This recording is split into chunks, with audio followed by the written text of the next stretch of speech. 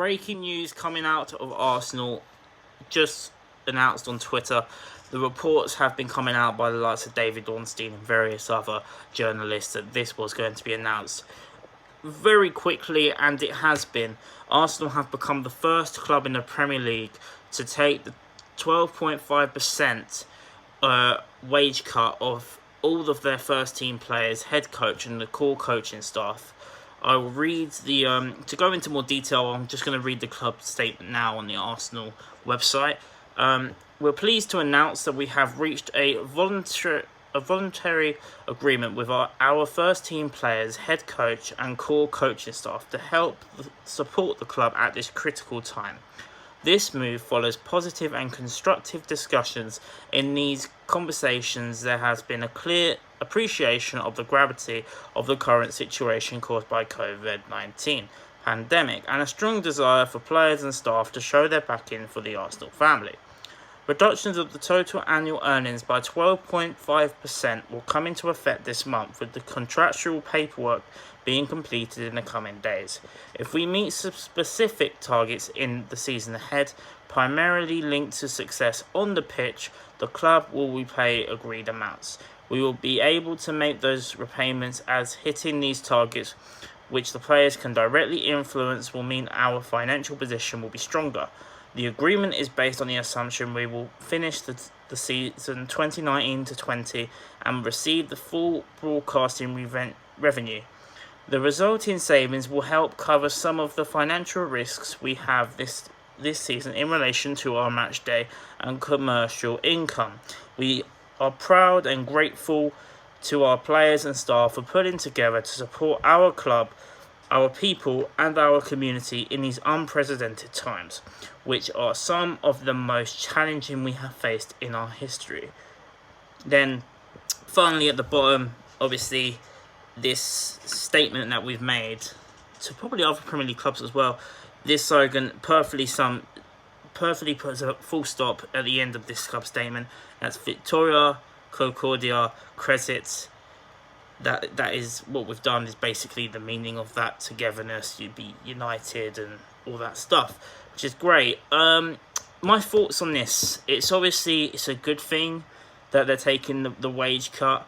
I don't know where obviously the reason why they want to finish the season is because of the broadcasting battle going on right now with Sky, BT in the Premier League. They're trying to scramble an idea, because obviously everything's all unprecedented at the moment. No one really knows what's happening all around the world at the minute, really.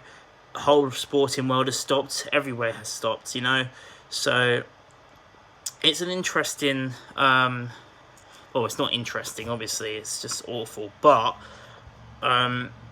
with multiple people dying every day, they're still trying and find a way to finish this Premier League season. And for me, there should be no talk. I mean, they have to talk about it, obviously, but for me, they can't just assume the season's going to end. I think, personally, once it gets to a certain point, is at any point even finishing this season, why not just restart? Now, it's a controversial opinion, because a lot of people will disagree with me, but it will be almost like a new season when we do eventually get back to normal again, because all the players will have to go through a little mini pre-season to get fit again and everything else. This is a whole thing that I could make a full video on at some point, but I just thought I'd just say they're obviously relying heavily here on the season continuing, which makes me think the season will continue when we are back to normal, because it's mainly the broadcasting, it's the contracts with the broadcasting rights, the amount of money that the broadcasters will owe the clubs, but the broadcasters can't give that money to the clubs until they play the matches, and you can't play matches during a pandemic, so that's the predicament they've got. Personally, I think they've just got to say, look, don't worry about that, we'll give you the money, or we'll just throw it away completely, just don't forget about it, which isn't going to happen, because money is a lot in football right now, and obviously they quite a while ago now did end up scrapping half of the football pyramid in non-league. I don't know whether they reversed that, but I remember, I think of Guernsey, I think it was, they're already promoted. They're unbeaten this season, ready to go up next season, and their season ended up being void, which means that's been cancelled. And whenever we go again, they'll just have to restart again and try and go up again, which is unfair. But if you're going to do that for half the pyramid, they should do it for the other half as well. Because now the FA are just going to end up exposing the fact that all they think about is the money, which I think the majority of us knew anyway. But they shouldn't cancel half the pyramid because it's not in their best interest. Half of these clubs in non-league will end up going under, no longer being a club after this, unfortunately, which is a real shame.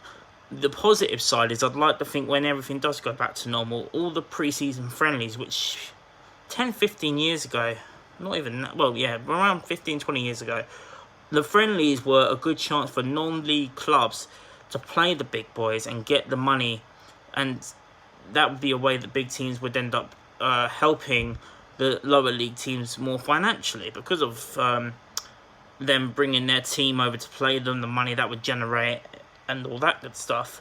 But that seemed to change to have more overseas friendly, 60,000 capacity pre-season matches to watch Liverpool versus Manchester United in America, and the money just ended up more generating, and people just got greedy. And I'm hoping after this we do go back to the non-league games against the Arsenals, the Chelseas, the Man United, just so it generates these lower league teams more money and to try and survive. Who knows how many will survive? I hope as many do as possible.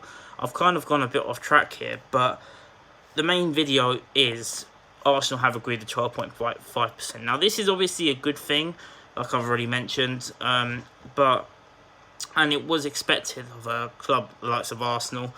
Obviously, they haven't furloughed anybody, they haven't cut anybody. There was news about Liverpool and Spurs doing it a couple of weeks ago that then got reversed because their own fans were physically annoyed and really pissed off at the fact that they were laying off people.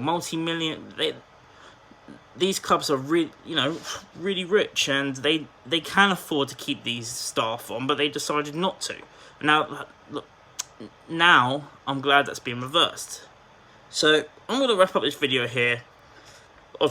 Obviously, the players, they were having a little debate about this for weeks now. Even Stan Kroenke, came out and said he will help financially help the club moving forward during the pandemic, which is good news. And I think that put more pressure on the players to do the exact same thing. But let me know what you guys think in the comments down below. I will be back at some point this week or next week where I will be doing a tier list type video. That's all I'm going to say. I'm not going to go into detail what it is about, but you will see it when I upload it. So look forward to that. And if there is any news such as like this that comes out even more in the next couple of days, I'll make another update for you. So I hope you guys enjoyed this little video here. Like it if you enjoyed, subscribe if you're new. I've been a True Gleaner. Thanks for watching.